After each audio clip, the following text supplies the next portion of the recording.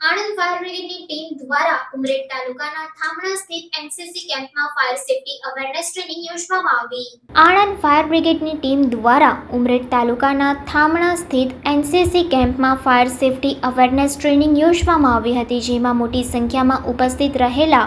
એનસીસીના વિદ્યાર્થીઓએ આગ ઓલવવાની પદ્ધતિ તેમજ આગથી બચવા સહિતની વિવિધ કામગીરી અંગે માહિતી મેળવી હતી.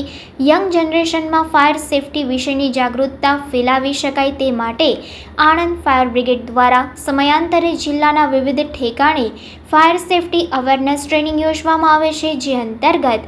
આણંદ ફાયર બ્રિગેડના ફાયર ઓફિસર ધર્મેશ ગોરની સૂચના મુજબ ફાયર ફાઇટર રઘુવીરસિંહ પડિયાર, ભાવેશ વરુ, હર્ષિલ પટેલ દ્વારા ઉમરેઠ તાલુકાના થામણા ગામે આવેલ એનસીસી